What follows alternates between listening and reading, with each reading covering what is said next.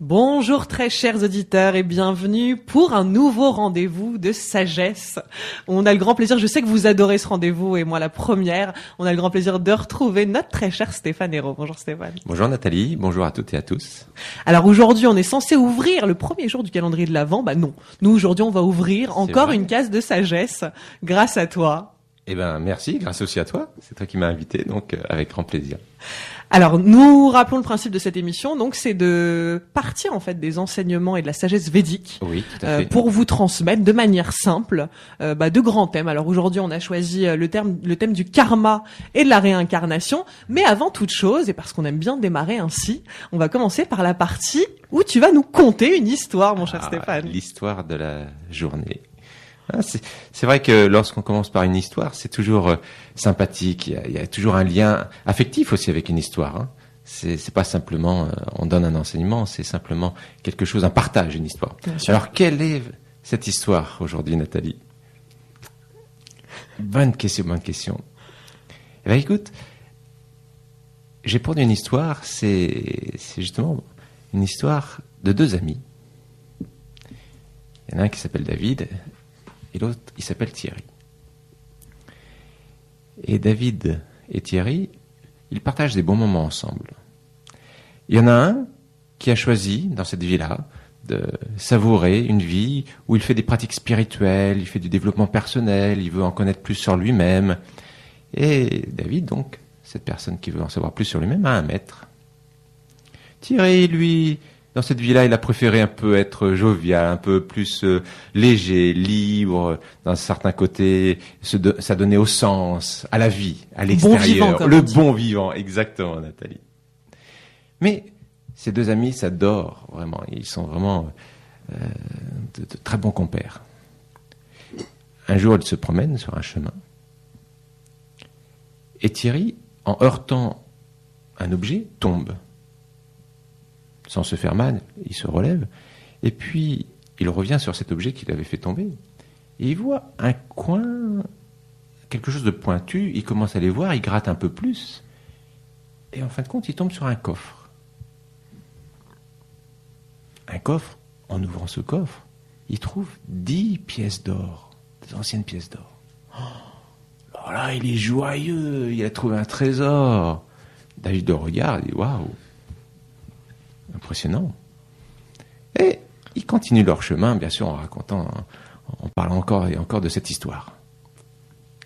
David accompagne Thierry.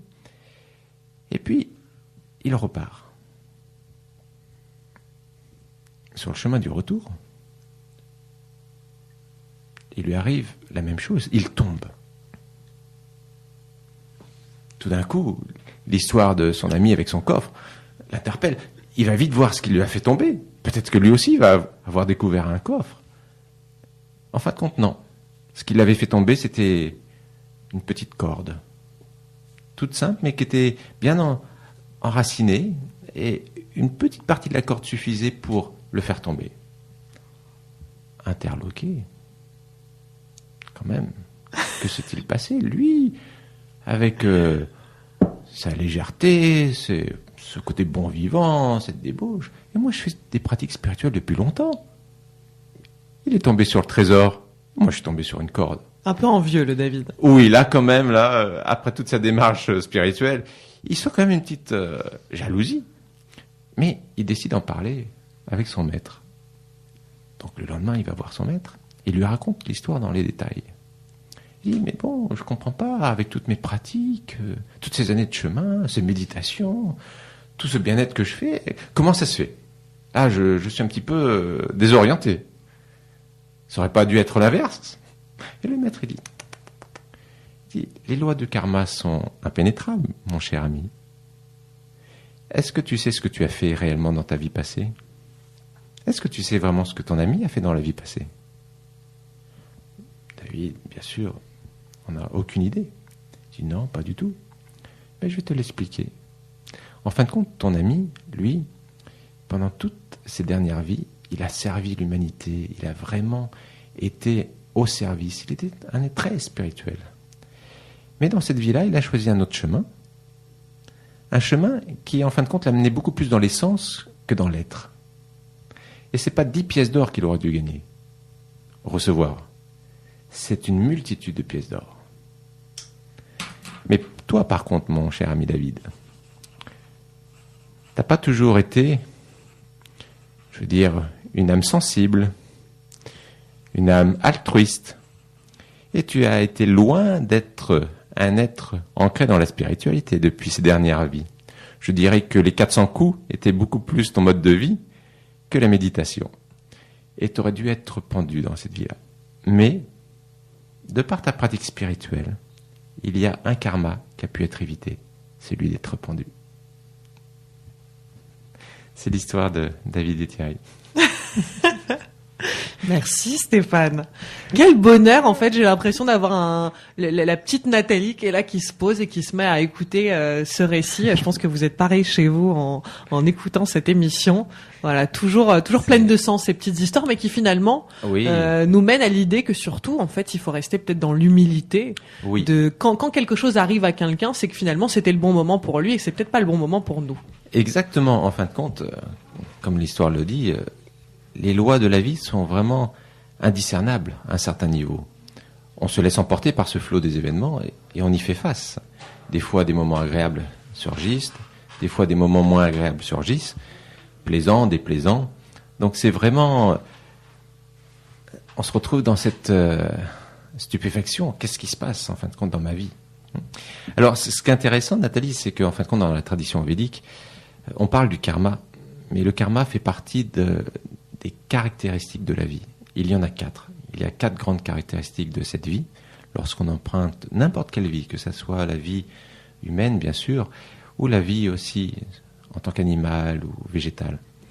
Donc la vie a ses propriétés qu'on appelle les caractéristiques, qui sont dharma, karma, prema et jnana.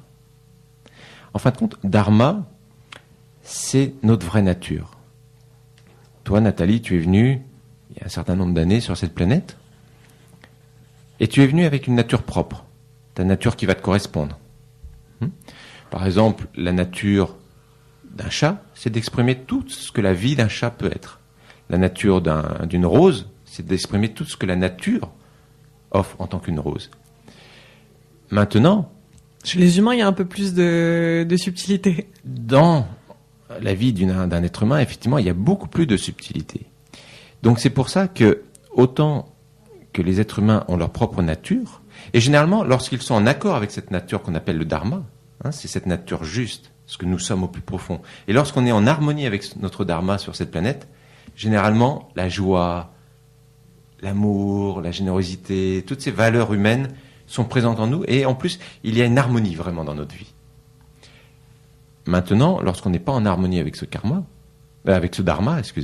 lorsqu'on n'est pas en harmonie avec ce dharma, la souffrance vient, la tristesse peut venir, le manque de joie au quotidien, l'apathie, toutes ces choses peuvent venir parce que nous ne sommes pas vraiment en équilibre et en harmonie avec notre dharma.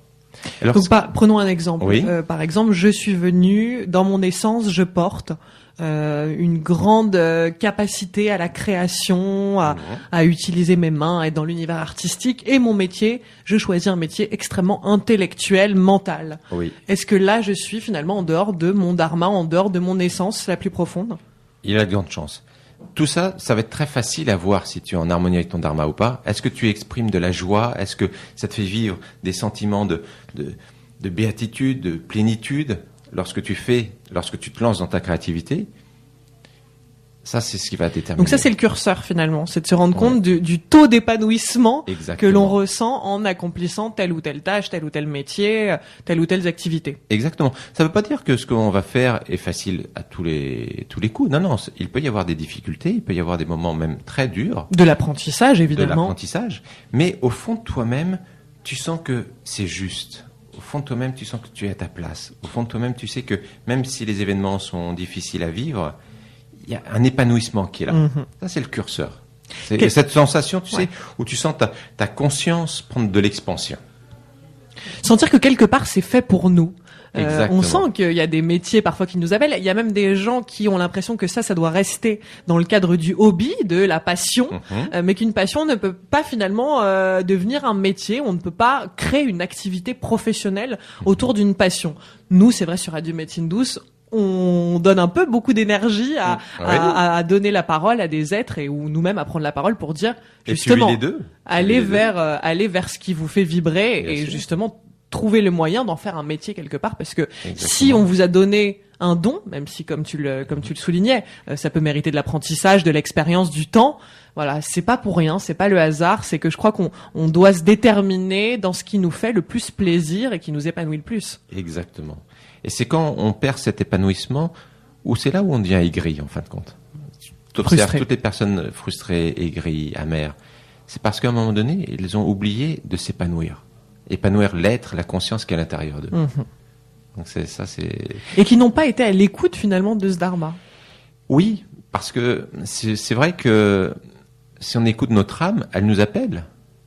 Elle nous lance des appels, notre âme. Des perches, ouais. Des perches, à chaque fois. Peut-être des situations qui vont se créer pour nous faire dire, bah tiens, c'est peut-être la direction que tu devrais prendre. Peut-être que là, il y a quelque chose à se laisser attraper par.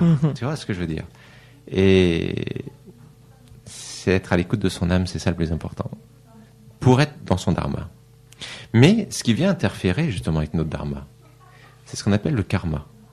Alors, peut-être que le karma, c'est de ces 4 caractéristiques, et je reviendrai sur les 2 autres, c'est peut-être celui qui est le plus connu, et pourtant, je dirais que c'est celui qui est le plus méconnu. Oui, c'est ça, qui est le plus usité, parce que tout le monde parle de karma, même des gens qui n'ont pas forcément de pratique ni religieuse ni spirituelle, mais c'est devenu un petit peu un mot courant pour dire, bah oui, si ça te retombe dessus, c'est que c'est ton karma. Voilà, c'est une manière d'expliquer un peu la fatalité quelque part. Exactement, alors que c'est beaucoup plus vaste. Cette loi du karma est tellement magique, à la fois magnifique. En fin de compte, dans la tradition védique, il y a 3 types de karma. Il y a ce qu'on appelle prarabdha karma, sanchita karma et agami karma. Alors, qu'est-ce que prarabdha karma? Prarabdha karma, ça veut dire, le terme en lui-même, c'est ce qui est en train de se produire. Donc, c'est-à-dire que karma, ça veut dire action. Toute action. Et forcément, des actions portent des fruits. Donc, quelle que soit l'action qu'on va avoir, que ce soit au niveau de l'action gestuelle, que ce soit l'action verbale, que ce soit l'action au niveau de la pensée, ça va générer ce qu'on appelle un karma.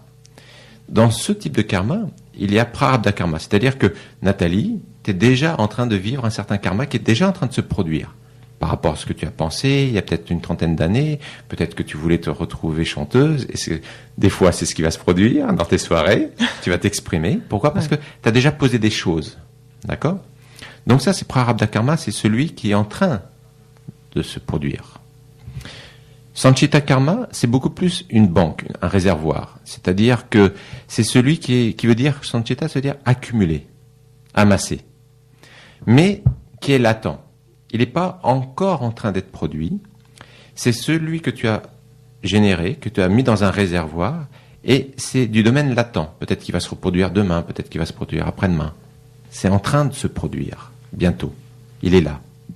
À tout moment, ça peut se produire. Et agami karma, c'est celui qui va se produire dans le futur. C'est-à-dire, généralement, c'est celui qui va produire ta prochaine incarnation. Dans quelle maison tu vas venir? Dans quelle famille tu prendras naissance? Dans quel pays tu vas t'incarner? Quel ton degré d'éducation? Ton degré de savoir? Ton degré de connaissance? Ton degré de richesse? Toutes ces choses-là sont, en fin de compte, conditionnées par agami karma. Donc, ces 3 karmas, ce sont des karmas qui sont présents dans chaque être humain. Mais, autant que prarabdha karma, tu ne peux pas le dissoudre, tu ne peux pas l'annihiler. Tu devras le vivre, parce qu'il est déjà en train de se produire. En fin de compte, les animaux et les êtres humains, c'est à ce niveau-là que se passe une différence. C'est-à-dire que l'animal, lui, n'a que du prarabdha karma. C'est-à-dire qu'il est conditionné par les lois de la nature, par l'action même de sa nature. Il est conditionné par ça. Il va pas générer du sanchita ou de l'agami karma. C'est simplement, il est pris dans ces lois de la nature. Nous, par contre, avec notre libre arbitre, on peut avoir une différence. Pourquoi ? Parce que, en fin de compte, c'est le mental qui crée des impressions, ce qu'on appelle les samskaras et les vasanas. Samskaras, ce sont les empreintes, appelées une empreinte. Et les vasanas, ce sont tous ces désirs fiévreux qui ne se sont pas manifestés, ils créent un réservoir de désirs latents. Donc, les samskaras et les vasanas, c'est ce qui vont conditionner tous les karmas. Regarde maintenant dans notre passé toutes les impressions qu'on a eues, à tous les niveaux, dans ton éducation, dans ce que tu as lu, dans ce que tu as vu, dans ce que tu as entendu, de ce que tu as créé, par rapport à tes concepts, par rapport à tes comportements, par rapport à ce que tu considères correct, pas correct, avec tout ce que tu as été d'accord, pas d'accord, tout ce que tu as dit plaisant, pas plaisant. Tout ça, ça fait qu'à un moment donné, ça va générer un karma qui va teinter notre dharma. Par exemple, tu prends une rose. Sa nature, c'est sa forme. Sa nature, c'est les épines de la rose. Sa nature, c'est sa couleur. Sa nature, c'est sa senteur. D'accord ? Mais si tu mets maintenant du parfum de jasmin dessus, pendant un certain temps, elle va sentir le jasmin. Mais ça ne veut pas dire que fondamentalement, elle a changé sa propre nature. Même si la senteur de la rose est estompée pendant un certain moment, la nature reprendra le dessus. De la même façon, ton dharma, ce que tu es, ta nature juste, est toujours présent. Mais, de par nos karmas, c'est ce qui va entacher l'expression de ce que nous sommes venus faire sur cette planète, pour apprendre, parce que c'est qu'un champ d'apprentissage. Entre les deux vies, on se repose. Et puis finalement, grâce au karma, ça nous laisse comme des opportunités de surpasser. Alors, ça peut être, je sais pas, des problématiques autour de l'argent ou des problématiques autour de l'affectif. Est-ce que finalement, et par ce libre arbitre, on décide aussi, en venant là sur Terre, d'y remédier, d'y trouver une solution, de le surpasser, au contraire, de laisser les choses telles qu'elles sont, et pourquoi pas le garder pour plus tard, pour une autre incarnation, une autre vie. Exactement. En fin de compte, on a très peu conscience de ce qui se passe. On se laisse emporter par les événements. C'est très très rare d'avoir des personnes vraiment pleinement conscientes de qu'est-ce que le karma, qu'est-ce que le dharma. On vit notre vie. On arrive au bout, on meurt, et on va reprendre une incarnation. C'est ce qu'on appelle le cycle des incarnations, le samsara. D'accord ? Maintenant, qu'est-ce qui va faire la différence ? Qu'est-ce qui va faire que je vais pouvoir couper court à ce cycle de répétition des vies? C'est justement de prendre conscience que on a une possibilité de s'en libérer. Et c'est ce que le Bouddha a fait. À un moment donné, il a reconnu qu'il pouvait se libérer de ce cycle permanent des incarnations. Et qu'est-ce qui va nous amener à nous libérer ? C'est la conscience, la connaissance, la sagesse, l'ultime connaissance de soi, ce qu'on appelle en sanskrit swadhyaya. Swadhyaya, c'est l'étude de soi, l'étude de comment on fonctionne, quels sont les mécanismes de notre esprit. Et c'est ce qui va se passer à un moment donné. On va se retrouver à être au niveau de la connaissance. Et cette connaissance va permettre d'éliminer ce qu'on appelle sanchita karma et agami karma. Ça va modifier. C'est facile à comprendre ces histoires de karma. C'est comme quand tu es en train de cuisiner et tu es en train de faire un cake. Un beau cake aux noix, par exemple. C'est-à-dire que tant que tu es en train de faire le gâteau, tu peux rajouter quelques noix, tu peux rajouter un peu plus de sucre. S'il te manque un peu de lait, tu vas en rajouter. C'est-à-dire que tu as la possibilité de changer le gâteau avant même que tu le cuises. Maintenant, une fois qu'il est passé au four, que va-t-il se passer ? C'est trop tard. C'est trop tard. C'est-à-dire que, quoi qu'il arrive, ce que tu as mis comme ingrédient va donner le résultat de ton gâteau. Maintenant, s'il est trop sucré ou s'il n'est pas assez sucré, tu vas pouvoir aménager ça quand tu vas le manger. C'est-à-dire, s'il est trop sucré, peut-être que tu vas mettre un yaourt nature par-dessus ou de la crème fraîche et ça va adoucir le sucre. Ou peut-être que s'il n'est pas assez sucré, tu vas peut-être mettre de la confiture, du sirop d'érable pour augmenter le sucre. C'est-à-dire qu'à un moment donné, il y a ton karma que tu vas devoir vivre, parce qu'il est déjà enregistré, il est déjà programmé, il est déjà en train d'être produit. C'est ce qu'on appelle la destinée. Mais grâce à notre libre arbitre, il y a des karmas qu'on peut estomper, qu'on peut annihiler, qu'on peut remodifier. C'est pour ça que le libre arbitre est très important. La plupart du temps, on voit notre destinée comme C'est quelque chose qui est dans le futur. On dit ça va être ma destinée. Et le libre arbitre, c'est comme si on le voyait dans le passé. Et on devient aigri par rapport à ça. Oh, j'aurais dû faire ceci, j'aurais dû faire cela, j'aurais pas dû faire ceci. Non, alors qu'en fait, ça se joue dans le présent. En fin de compte, c'est l'inverse. Voir la destinée comme le passé et le futur comme le libre arbitre. Puis le libre arbitre, c'est peut-être aussi mettre en avant nos ressources personnelles. C'est-à-dire que là, dans la métaphore de ce gâteau, on sait quelque part dans nos ressources que en ayant un yaourt à portée de main, on peut adoucir parce que de par notre expérience, on l'a déjà fait et que ça apporte un peu plus de douceur et d'onctuosité. Enfin voilà, en tout cas pour Exactement. dans le cadre de cette métaphore, c'est le cas. Exactement. Et justement, la troisième caractéristique, quelle est-elle ? C'est préma, c'est l'amour. En fin de compte, prendre conscience que une des caractéristiques de notre vie, c'est qu'on est géré par l'amour. Quoi qu'il arrive, quoi qu'on fasse, c'est l'amour qui lie les choses. C'est l'amour qui fait tourner les planètes autour du soleil. C'est l'amour qui fait que le soleil illumine. C'est l'amour qui fait que une maman chat va prendre soin de son chaton. C'est l'amour qui fait que on est attiré vers quelqu'un. C'est l'amour qui fait que on est ébloui à un moment donné, on est émerveillé par la nature. Tout ça, c'est la nature profonde de l'être humain, c'est l'amour. Alors peut-être que des fois on va me dire, mais c'est pas ce qu'on voit au quotidien. On voit beaucoup de la colère, de l'agressivité, de la violence, etc. Oui, mais c'est l'amour qui a été fermenté. Regarde, si tu observes bien, une personne qui est jalouse, c'est l'amour des personnes. Une personne qui est avide, c'est l'amour des objets. Une personne qui est en colère, c'est l'amour de la perfection. Si on arrive à décaler notre perception des choses en voyant l'amour... Mélanger un peu de névrose quand même. Oui, mélanger un peu de névrose. Mais après, tu peux le mélanger de plein de choses. Mais derrière chaque émotion, il y a l'amour de quelque chose. Et si tu arrives à voir l'amour qui était derrière, tu peux reconnaître que cette personne est prise simplement dans un flot d'une émotion. On pourrait dire que c'est chez ces gens-là, l'amour a été comme étouffé quelque part. Ou alors on leur a enseigné l'amour, mais pas de la bonne manière, ou on les a amenés à, je sais pas, peut-être fermer les portes de leur cœur. On sent que chez des gens, l'ouverture de cœur est forcément, de par leur vécu, beaucoup moins facile. Oui, mais regarde ce que ces personnes auront vécu. C'est-à-dire qu'à un moment donné, ils ont créé des croyances, des concepts, des attitudes, des comportements qui ont fait que ils n'arrivent plus à exprimer l'amour avec cette pureté. C'est comme si tu prends ton ampoule, le filament sera toujours blanc. Mmh. Si tu mets une ampoule rouge, par contre, la lumière sera rouge. Si tu mets une ampoule bleue, verte, la lumière va être déformée. Elle va être prise par le prisme de la couleur de ton ampoule. Mais au fond, ta lumière sera toujours blanche. Donc, au fond de la personne, il y a toujours cet amour. L'amour sera toujours présent. Parce que quand tu vois un enfant d'1 mois, quand il naît, tu vas pas dire « Oh là là, quel pervers cette personne. Oh là là, oh, t'as vu comment il est violent. » Non, rarement. Tout enfant d'1 mois, même pas de 2 semaines, tu vas voir que l'amour dans cette personne. Et regarde l'amour qu'il y a autour. D'accord ? Il y a quelque chose qui émane. Donc ça, c'est vraiment la nature propre de l'être humain, c'est l'amour. Maintenant, faire comprendre ça aux gens, faire expérimenter ça aux personnes. C'est ça le but de la méditation.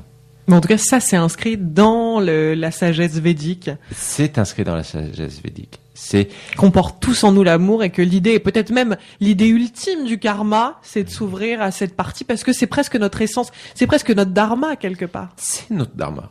Qu'est-ce qui fait que une personne va rencontrer une autre personne, va s'unir à d'autres personnes ? Des fois c'est sous le dharma, des fois c'est sous le karma. Mmh. Alors j'aime bien aussi qu'on quitte un peu cette idée du karma punitif, hein. Oui, ça c'est important. Voilà, ce dont on parlait. Et finalement, quand les gens emploient le mot karmique, karma, c'est ce côté un peu, c'est parce que t'as fait des saletés dans une autre vie et que là aujourd'hui t'es puni pour ce que t'as fait. Non, c'est pas ça. Et de toute façon, grâce à l'apport de notre libre arbitre, on peut quoi qu'il arrive changer les choses. À tout moment, c'est simplement revenir au centre de nous-mêmes pour être proche de qui nous sommes et surtout ce côté de l'amour. Mais c'est beau ce que tu viens de dire. On doit quitter cette notion de karma punitif, parce que c'est pas du tout ça. C'est une loi inexorable de la vie qui a plein de bon sens. C'est-à-dire que si tu émets une action, une parole d'une certaine nature, tu vas recevoir des actions et des paroles de cette même nature. Ouais. C'est inexorable, c'est tellement bien ficelé, c'est du bon sens. Pourquoi ? Parce qu'il y a 4 saveurs au karma. Tu as un karma qui est méritoire, c'est-à-dire qui va t'apporter du mérite, une action que tu vas faire pour quelqu'un d'autre sans attendre de fruits en retour, qui va générer un karma qui va t'apporter du mérite. C'est-à-dire que dans tes incarnations futures, dans ta vie prochaine ou dans cette vie-là, tu vas recevoir des choses de cette même nature que tu auras émis. D'accord ? Il y a des karmas qui amènent du démérite. C'est-à-dire que tu as mis une intention bien particulière, bien négative envers quelqu'un et que tu as voulu lui faire du mal. La vie va faire en sorte de se charger de te ramener, par ton expérience, cette saveur d'action, de pensée, de parole. Donc tu vas recevoir ça. Après, il y a des actions qui apportent du mérite et du démérite. C'est-à-dire que tu peux donner par exemple de l'argent à quelqu'un dans la rue, c'est un acte d'entraide. Et si par exemple tu sais que cette personne va l'utiliser à mauvais escient pour acheter de la drogue, cet argent vient du démérite. Donc d'un certain côté, tu as une action qui apporte positive, mais en même temps, d'une façon inhérente à ce qui va se passer, ça va apporter un côté et qui va avoir des répercussions plutôt négatives. Qui va avoir des répercussions. Alors dans la tradition védique, c'est ni bien ni mal, c'est simplement des saveurs. Oui. Des orientations. Quelle est l'orientation que tu veux vivre? Quelle est l'orientation que tu veux donner? Quelle est l'orientation que tu veux diffuser autour de toi? C'est ça. Et il y a des actions qui apportent ni de mérite, ni de mérite. C'est-à-dire que tout d'un coup, tu es en train de tondre ta blouse, ou tu es en train de faire ton ménage. C'est neutre. Par contre, si tu fais du ménage pour une personne âgée, ça vient un mérite. Tu vois? La loi du karma est tellement diversifiée, tellement vaste, que c'est un ensemble de karma individuel, de karma familial, de karma collectif, de karma universel et du karma de tous les règnes. C'est un ensemble de tout ça qui fait que tu vas vivre sur cette planète. Et qu'est-ce qui lie tout ça? Qu'est-ce qui fait que... Quel est le lien? C'est justement Prema, la troisième caractéristique, l'amour.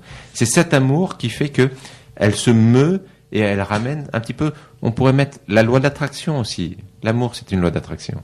C'est ce qui fait que les atomes tournent ensemble. C'est ce qui fait que chacun va expérimenter la nature même de ce qu'il a émis. C'est du bon sens. Alors, est-ce que dans la sagesse védique, on doit un moment se questionner sur ce que l'on a vécu auparavant, ou est-ce que finalement, ce qui compte, c'est l'instant présent? Ce qui compte, c'est ce que tu viens de dire, c'est l'instant présent. Pourquoi? Parce que dans la tradition védique, ils disent toujours, prendre vos rêves pour une réalité, c'est l'ignorance, et prendre cette réalité pour un rêve, c'est la connaissance, c'est la sagesse. C'est-à-dire qu'à un moment donné, dans cette tradition, c'est comme une maya. C'est comme quand tu vas voir un film, tu vois. Il y a plein de choses qui se seront déroulées sur l'écran blanc. Des films peut-être d'amour, de tuerie, de guerre, peut-être de joie, de comique. Mais au bout du compte, quand les images vont s'arrêter, l'écran blanc restera toujours immaculé, pur. Il y a cette dimension en nous d'immaculé, de toujours pur, quelles que soient les impressions qui seront dans cette illusion. Il n'y aura aucune trace. On sera toujours pur et immaculé. Ça, c'est la conscience, le soi, l'être, Dieu intérieur, peu importe le mot qu'on voulait, l'état christique, la conscience christique, bouddhiste, peu importe le mot que les gens veulent utiliser. Le principal, c'est cette conscience qui est ultime. Et dans cette conscience ultime, elle sera toujours pure. Elle est comme un témoin. Elle est un témoin de voir comment l'ego va agir, comment l'intellect va agir, comment la mémoire va agir. Et toutes ces impressions sont justement dues parce que on a le mental qui laisse des impressions. À chaque fois que tu vis quelque chose, tu as une impression qui s'enregistre dans ton esprit, dans ta conscience, qui associe une charge émotionnelle. Et si les gens veulent comprendre un peu comment ça se passe, la mort, en fin de compte, le sommeil en est un exemple parfait. Si on comprenait plus notre sommeil, on comprendrait beaucoup plus comment la mort se produit. Pourquoi? Mais ça, c'est un autre sujet, peut-être. Ouais, alors peut-être qu'on laisse ça pour le mois prochain. Peut-être qu'on pourra parler justement du grand passage, le mois prochain. Qu'est-ce que la mort, selon la tradition védique? Super. Voilà. Et donc, la quatrième caractéristique, c'est Gyana. Gyana, c'est le fait de connaître. Il y a d'une façon inhérente en chaque être humain, certains vont l'appeler le sixième sens. Tu parlais avec ton expérience où tu as reçu une intuition qui t'a fait changer de choix, de comportement, puis même d'habitude, parce que tu avais une certaine habitude, et tu as changé une habitude parce qu'il y a une intuition qui t'a dit va autre part, va dans une autre direction. Il y a plus profond de nous ce qu'on appelle connaissance, naître avec. Il y a cette intelligence innée à chacun. Et lorsqu'on se connecte à ça, on peut déployer notre vie avec une autre dimension. C'est-à-dire, tu connais cette fleur qui s'appelle « ne me touche pas ». C'est-à-dire que dès que tu l'approches, elle se referme.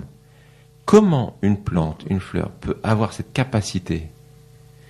On a la même capacité, et encore plus développée si on pouvait l'utiliser et la déployer. C'est-à-dire qu'il y a au fond de nous, même par exemple, on est dans un dortoir, on est peut-être une trentaine de personnes, puis il y a une personne qui arrive dans ce dortoir et qui veut m'appeler simplement Stéphane. Je suis en train de dormir. Il appelle Stéphane. Stéphane. Alors bien sûr, s'il crie, tout le monde va se réveiller. Ça, je te l'accorde. Mais si, d'une voix douce, il porte son attention, Stéphane, et tout d'un coup, Stéphane, il se réveille. Il ne sait pas pourquoi.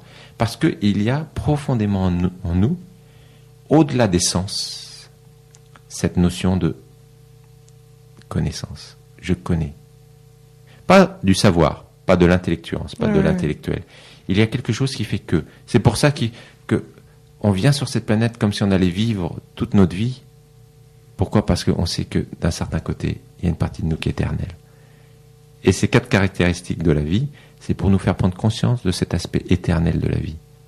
Au-delà des sens, au-delà du corps, au-delà du mental, au-delà de l'intellect, au-delà de l'ego, de la mémoire, il y a quelque chose en nous qui est beaucoup plus puissant. Et c'est peut-être ça qui est intéressant, de porter plus son attention.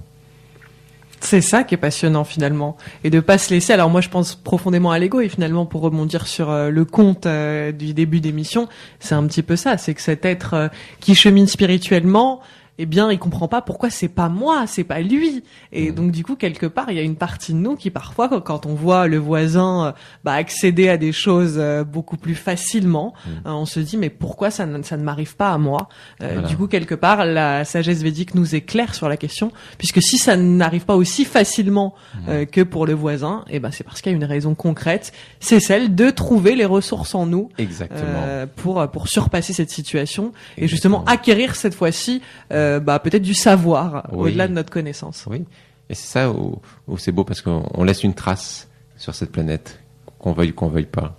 Alors je sais pas, est-ce qu'il y a encore 2 petites minutes pour partager Il nous reste 4 petites minutes. 4 petites minutes. Eh ben écoute, occasionnellement, je vais terminer par une autre petite histoire rapide.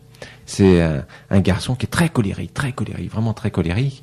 Et son père, dans toute sa sagesse, lui dit, écoute, à chaque fois que tu es en colère, c'est très simple, tu prends un clou et cette planche et le marteau et tu plantes un clou.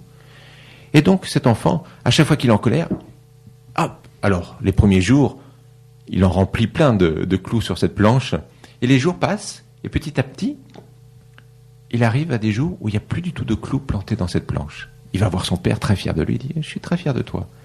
Maintenant, à chaque fois que tu passeras un jour sans être en colère et sans exprimer une émotion qui t'a pris par-dessus, sans que ce soit toi qui aies maîtrisé les choses, tu enlèveras un clou.